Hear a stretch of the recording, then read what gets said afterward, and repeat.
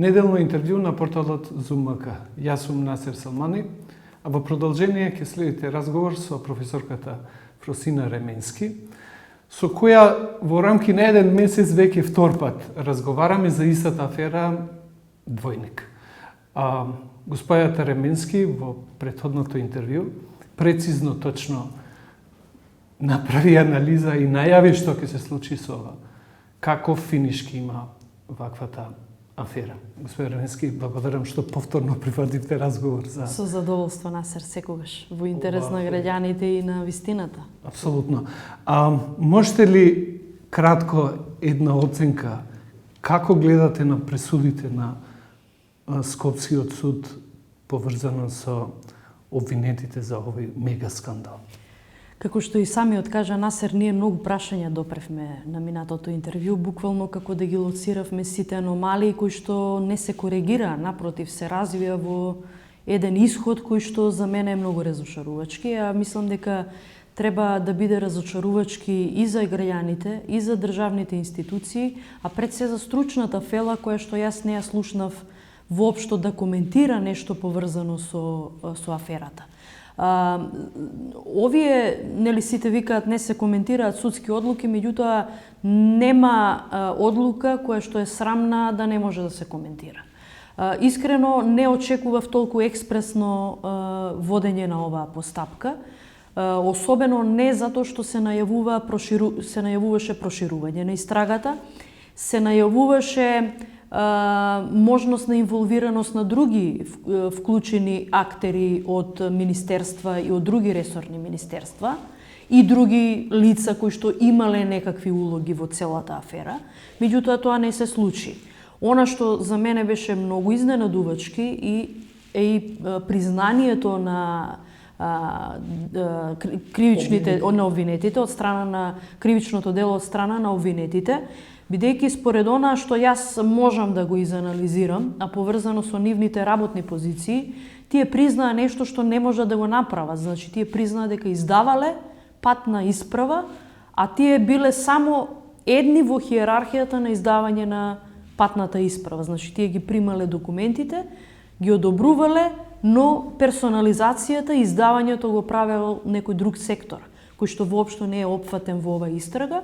И јас, како што кажав и во минатата емисија, тоа е секторот за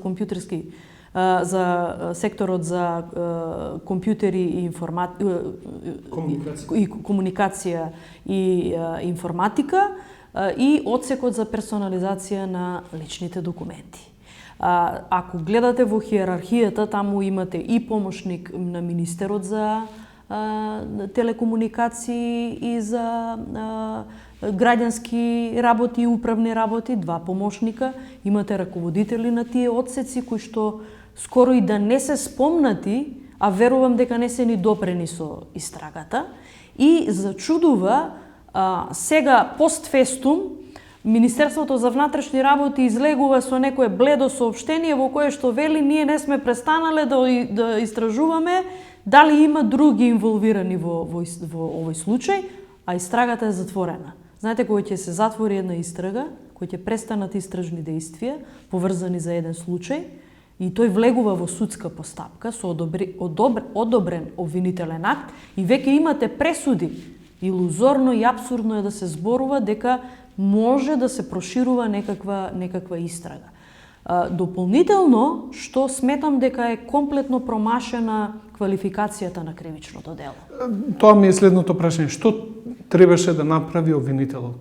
Што точно, што пропушти обвинителот да направи во ова постапка? Јас како стручњак можам да зборувам, немам намера да земам улога ниту на судија, ниту на јавен обвинител, но она што го знам од моите стручни анализи и познавања по ова прашање што го анализирам малку подолго време и во многу други посериозни контексти, можам да кажам дека јавното обвинителство, како и минатата емисија што зборував, дека истрагата треба да се подигне на повисоко ниво, односно местната и стварната надлежност да си ја земе организиран криминал, односно оделението за кривични дела сторени од полициски службеници и затворски службеници. Тоа е оделението кој што ги застапува пред судот обвиненијата против полициските службеници за сторено кривично дело. Дотолку повеќе што фактот што тоа не се направи, мене веќе ми е дискутабилно воопшто постоењето на тоа оделение во рамките на организиран криминал, затоа што излегува дека со овој случај двојник и со ова обвинение против полициски службеници, кој што експресно е процесуирано во судот, со признанија, многу дискутабилно како е дојдено до признание за нешто, не спорам дека може би има и докази по однос на тоа, но излегува дека се прави сериозен преседан. Може би утре јавното обвинителство Скопје нема да застапува обвинение против други полициски службеници, тоа ќе го направи оделението. Значи се прави еден законски дефокус. Законот за внатрешни работи многу јасно го регулира кој е надлежен орган и по местна и по стварна надлежност во обвинителството за постапување за кривични дела сторени од полициски службеници. Тоа е оделението во рамките на организиран криминал, но во овој случај е Скопското јавно обвинителство, што е според мене првата грешка. Втората грешка е квалификацијата на кривичното дело. Јас ви кажав минатиот пат, ние се шегувавме малку, меѓутоа шегата излезе жална реалност. А тоа е дека ова кривично дело се сведе на една обична джебна кражба. Зошто? Дури и кражбите се повеќе осудени во признание со затворските казни, отколку овие лица кои што биле учесници во еден дел од целокупниот процес за издавање на биометриска патна исправа. Дополнителен елемент кој што е сериозен во оваа судска постапка е изјавата на судиката, која што во изрекувањето на пресуди... Извинувам, спомнавте квалификација. Луѓето се обвинети за направи мал дефокус тука, извинете.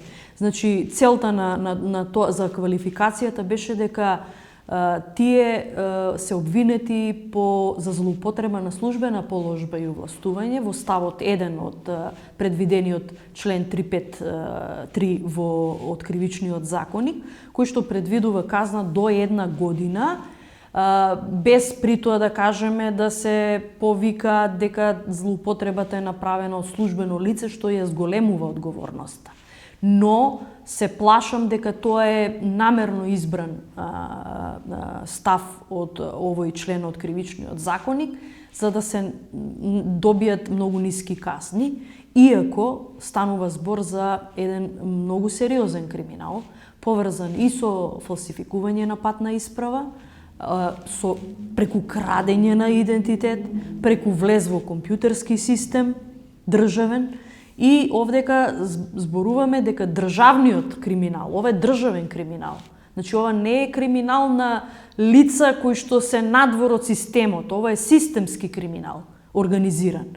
И не можете да го оправдате во јавноста немањето на организација, кога слушнавме дека и тој што беше во бегство се вратил, никак во јавноста немаше таква информација дека се предал, а знаеме за какви банални работи се известува со многу бомбастични и експресни известувања, за да посредникот добие скоро близу 2 години и 6 месеци, сите останати 2 години со 3 месеци, 2 години со 4 месеци. Значи го имате посредникот, го имате нарачателот, го имате примателот во алката на процесот за издавање на биометриска документација, а немате организација. Мислам, тоа е нешто што е многу дискутабилно и според мене ние направивме еден сериозен гаф како држава и како систем институционален пред стратешките партнери и пред меѓународната заедница, кои што нас не повикаа јавно да го заштитиме интегритетот на податоците за граѓаните. Јас тоа минатата емисија го кажав дека е на ниво на територијален интегритет. Загрозување на територијален интегритет на една земја. Кога вие ќе му влезете во системот на биометриската документација за граѓаните. И ќе крадете идентитети и ќе издавате оригинални пасоши со краден идентитет. Тој не е фалсификуван. Не може да се И затоа Джедан рече овој пекар дека не е фалсификуван. Не е фалсификуван, значи не може да се фалсификува втората генерација македонски пасош. Тој може само да биде оригинален со краден идентитет.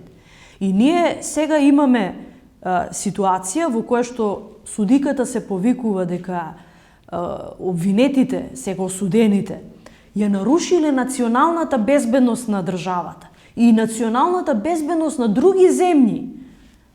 Таква квалификација, со такво кривично дело, со толку несериозен пристап на јавното обвинителство во фазата на истрага, со толку несериозен пристап од Министерството за внатрешни работи во внатрешниот систем на реформирање и на проверка и на контрола и надзор, по мене е скандал. Дали тоа се прави свесно за да истрагата да се затвори тука, луѓето кои што се обвинети да се задоволни со символични казни со цел да не се продолжи истрагата во правец на оние кои што навистина имале можност да издават такви пасоши, а не оние што примале барање. Насер, фактот дека за ова кривично дело истрагата е затворена и е во судска постапка.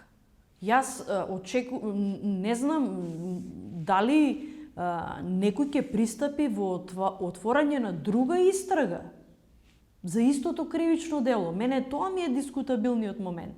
Може би целта на спуштањето на предметот од организиран криминал во Скопското јавно обвинителство е направен тој дефокус. Затоа што ако било во рамките на организиран криминал, со многу истражни действија што ги има на располагање организиран криминал, Немаше да заврши на ова ниво. Верувам дека немаше да заврши тука. Но јас ви кажав дека намерно е испуштена алката во целиот процес на издавање на биометриска документација со оние клучни луѓе кои што имаат пристап до тие системи. Јас не слушнав, ние имаме скоро 3 недели од таа последна емисија, ја спомнав Дирекцијата за заштита на личните податоци. Јас не разбрав дека дирекцијата направила некаков надзор и контрола. Не слушнавме од министерот за внатрешни работи дека некого го суспендирал. Не слушнавме дека внатрешната контрола по наредба на министерот за внатрешни работи или по службена должност отвориле внатрешна истрага за вклученоста на другите системи во рамките на Министерството. Не слушнавме дека директорот на Бирото за јавна безбедност донел решение за спроведување на генерален и стручен надзор, што му стои на располагање според Законот за полиција.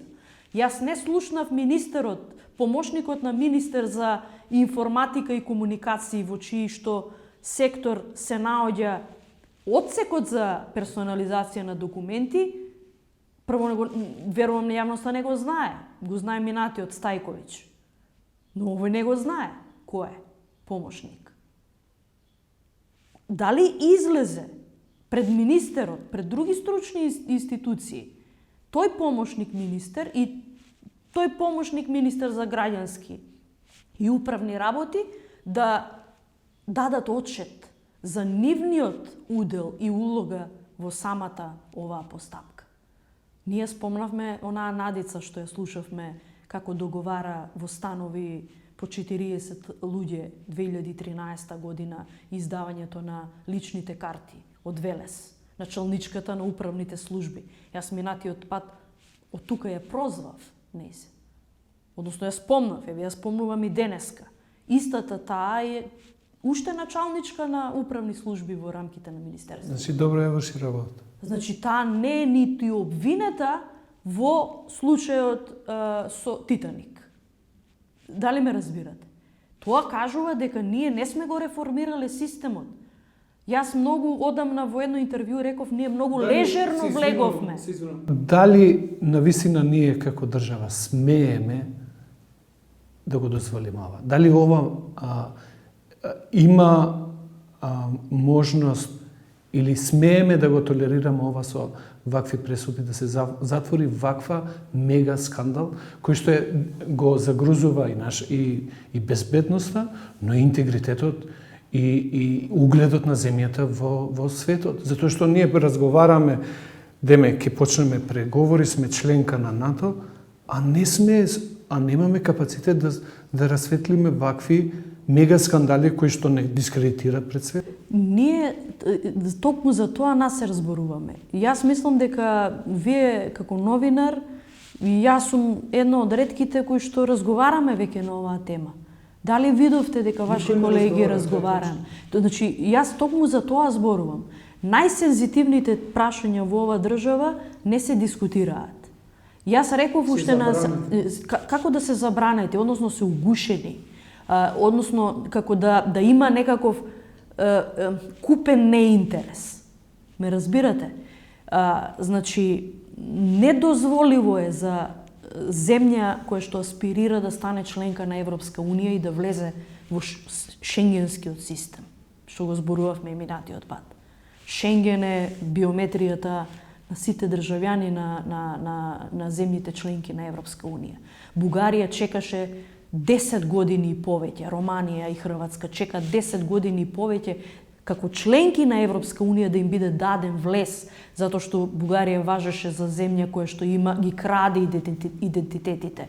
И влезот во тој систем беше забранет за Бугарија додека не исполни одредени критериуми.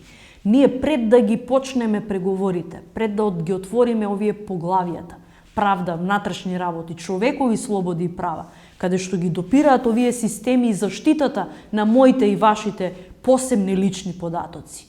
Имаме хаварија која што некој сака да ја сведе на ниво на джебна кражба, што е сериозен преседан за правосудниот систем. Ние не само што не смееме ова да го оставиме како затворено прашање, туку напротив, јас мислам дека сега во ова тркало на одговорност влегуваат многу луѓе кои што не си ја завршиле работата односно направиле нешто со несторување.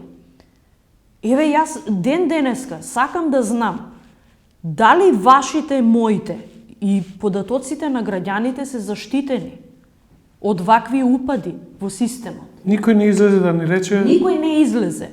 Гледајте што е уште поинтересно. За вакво кривично дело, кое влегува во судска постапка, вие морате да имате оштетен во овој случај. Мора да имате оштетен.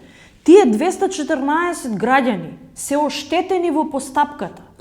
Никој дали јавното обвинителство им даде статус на оштетени? Дали ме разбирате?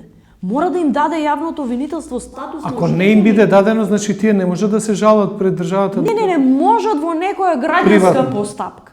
Но едно е жалба во граѓанска постапка, друго е третман од страна на јавно обвинителство како оштетен во овој случај. Значи, имате луѓе на кои што им е украден идентитетот.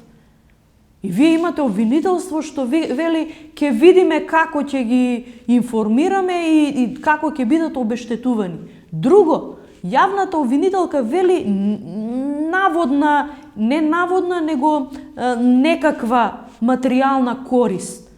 Јавното обвинителство во овој случај не утврдило дали лицата кои што се сега осудени или обвинети имале материјална корист од тоа што го правеле. Основни работи не утврдиле. Точно, не утврдиле основни работи. Сега замислете, ќе се доведеме во ситуација кога тие 214 граѓани нема штетата да ја надоместат луѓето што навистина ги оштетиле и им ги украле идентитетите, туку ќе треба државата, како секогаш. Сите граѓани ќе ја плаќаат грешката на малкумина. Ние имаме сериозен системски проблем. Дали, сакам да ве прашам, дали овој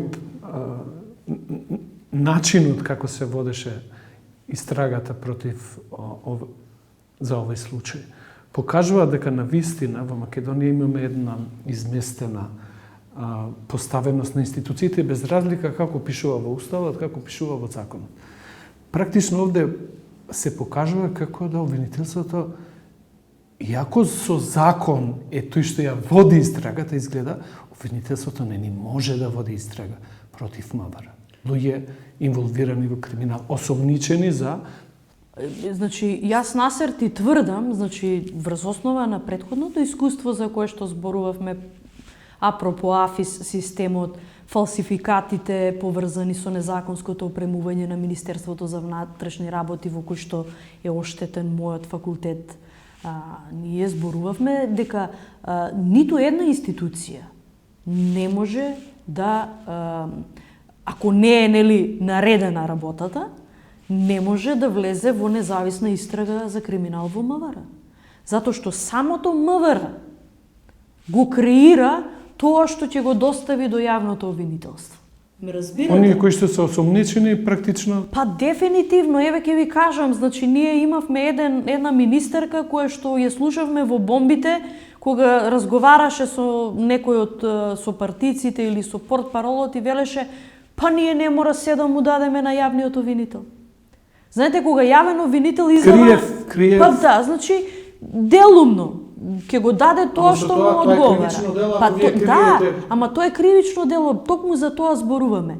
Вие имате, велиме, доминус литис на истрагата и јавниот обвинител, а јавниот обвинител наредбите за спроведување на истражни действија ги доверува на МВР. И замислете како изгледа истражно действие против МВР доверено на полициски службеник. Ако треба тој полициски службеник да го истражува шефот или некој во хиерархија многу повисоко. Шанси нема тоа да се реализира. Тоа е едната работа. Втората работа, што е суштествено важна, во европските препораки и во сите други анализи стои дека треба да постои независност на сите видови на вештачења што се прават за потребите на кривичните постапки. Значи, не може вештачењата да ги прави орган, државен орган, кој што учествува во истрага и во кривична постапка. Туку тоа мора да биде издвоено и тоа да го прави независна институција. И затоа сега нашиот закон за кривична постапка вели научни, високообразовни институции, стручни установи или државни институции. Или, значи, кај нас по дефолт МВР ги добива наредбите за било какво вештачење. Било какво вештачење. И сега замислете, одземен предмет од кривично дело влегува во крим техника која што е незаконски опремена, со одредена опрема. Или сектор за компјутерски криминал или дигитална форензика, која што е спакуван криминал во пријавата за која што зборував од 2013. Не само АФИСот, туку и компјутерскиот хардвер и софтвер, што вештачи компјутерска опрема, телефони. Началничката на оделението за дигитална форензика е подпишана на фалсификувана документација. И работи на предмети од кривични дела. И од вештачењата на тие предмети од кривични дела произлегуваат извештаи во кривична постапка. Замислете. Небулоза. Тоа е нешто што е, како да ви кажам, мене ме плаши дека ние предвидените точки во оние стратешки реформи кои што ги ветувавме на граѓаните 2015 година, ние делумно ги допревме. Навистина, значи, имам чувство дека скоро и да нема некакво раздвижување по местување. Дали според ова што ние го гледаме во овој случај, многу сериозен случај, покажува дека практично заробената држава е тука и дека ова влада која 5 години ни ветуваше дека ќе ни ја врати слободата и демократијата, не успеа. Знаете, кога зборуваме за заробена држава, од 2015 реториката, јас имав друга дефиниција на заробена држава, слаба држава, тоа е квалификација што ја дава Европската унија по однос на организираниот криминал и функционалноста на институциите и се ова што е многу важен критериум за евроатлантски интеграции. Значи, заробената држава функционира со помош на антисистемските елементи. Тие антисистемски елементи се плашам дека зад нив стои сериозен бизнис, олигархиски, политички, партиски интерес. Значи, затоа ние ќе се чудиме зошто Надица уште од заробената држава, уште е началник. Јас не велам дека Надица можеби не е стручна. Но ако вие ја имате Надица во тоа што ние сме го квалификувале како синџир на една злоупотреба во функција на нешто, не може сега Надица да биде таа која што ќе биде алфа и омега во овие служби, кои што денеска произведуваат вакви афери со кражба на идентитети и биометриска документација. Дополнително, дали заробената држава не си ги направи реформите за да си функционира и понатаму, без да има детектирање на мрежата која што функционира. Вие до 2015 година, од 2013 до 2015 година имате сериозни системски реформи кои што ние скоро и да не ги допревме, а се дел од оваа афера. Матичните книги, изводи, матичната евиденција, која што беше во рамките на Министерството за внатрешни работи, се префрли во правда.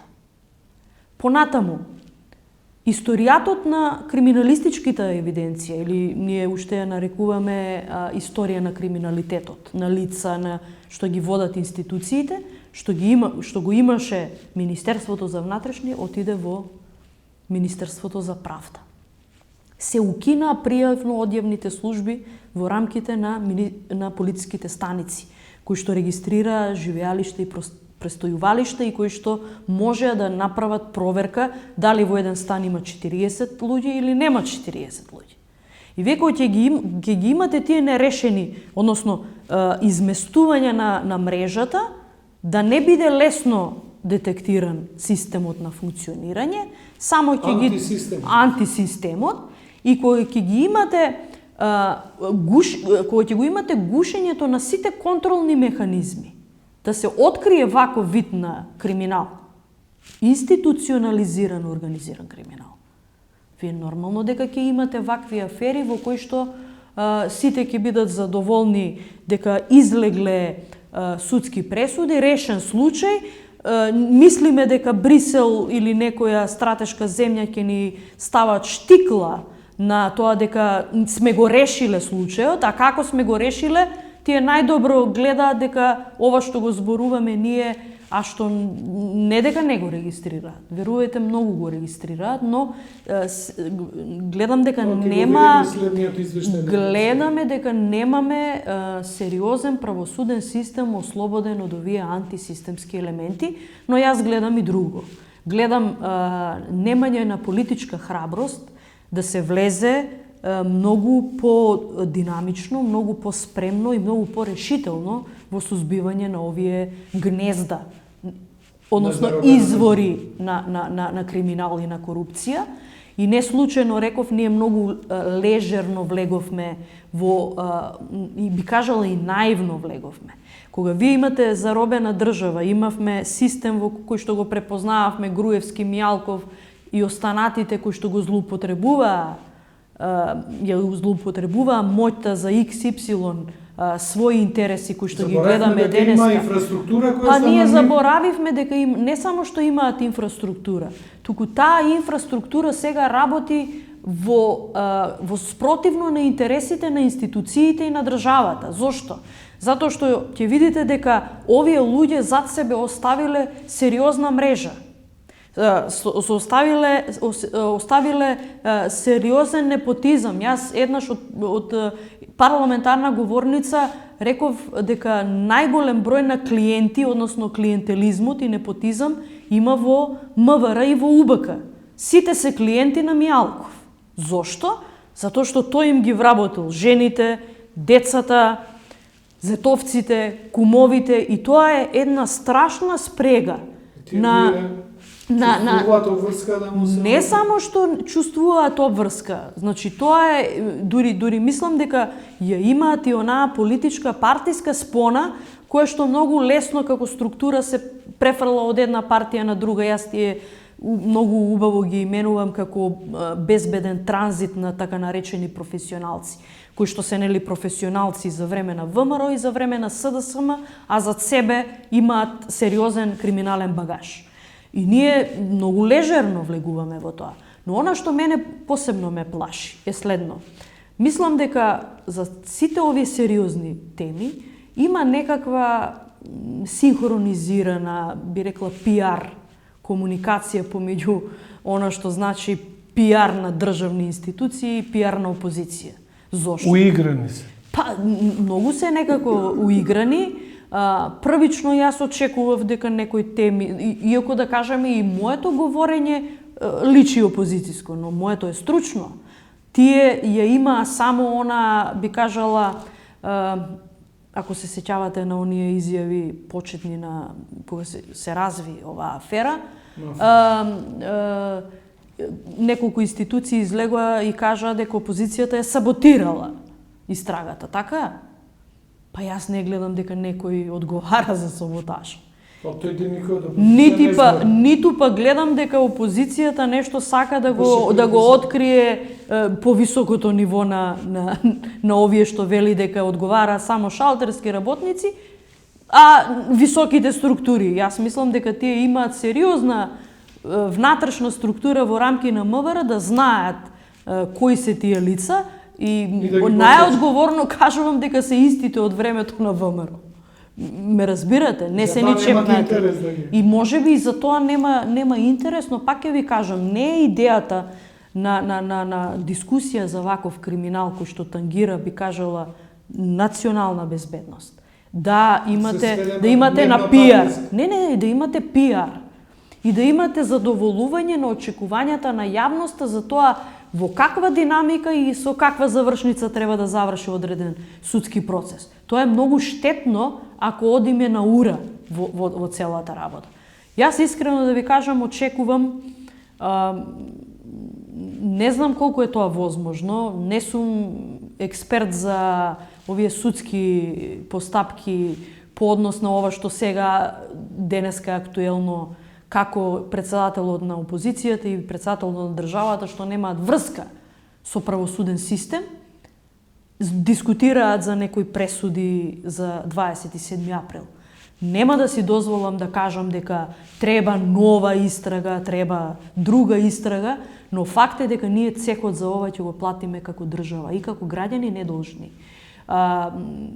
Никој денеска не слушнавме дека Дерковски и уште 4 члена на ДИК добиле обвинение заради некаков софтвер, а гледаме дека е во полнек набавувањето на терминалите за оставање на отисок од прст, со кој што ќе не лажат дека ни се безбедни тие податоци и ќе треба да излеземе на локални избори и да го дадеме тој отисок, за да некој манипулира во рамките на Министерството и да не знаеме кај ќе заврши тој отисок. Односно, дали ние ќе го аплицираме или некоја машина ќе ни го аплицирам, иако ние не сме излегле на избори. Овие се многу сериозни теми, се бега од сериозните теми.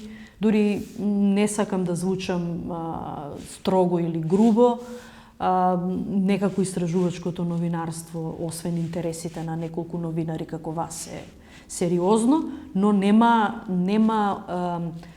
потребен интерес. Нема потребен интерес. Не се одговорени клучните прашања, сите велиме не знаеме кои се тие 214 луѓе. Меѓутоа ние можеби нема да знаеме кои ќе бидат следните 200 луѓе. Ако не се расчисти. Сега не знаеме кој следен. И да видиме дека министерот за внатрешни работи на пресконференција, тоа го кажав минатиот пат, ќе го повторам и сега.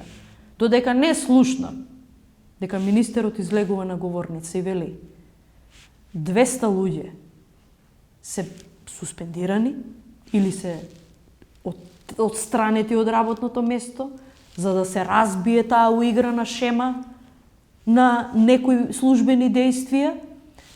Разрешени се помошниците на министерот за управни работи и граѓански, помошникот за компјутери, за телекомуникации, за да имаме доверба дека нешто се движи. Или да слушнеме дека Дирекцијата за заштита на лични податоци Направила нека.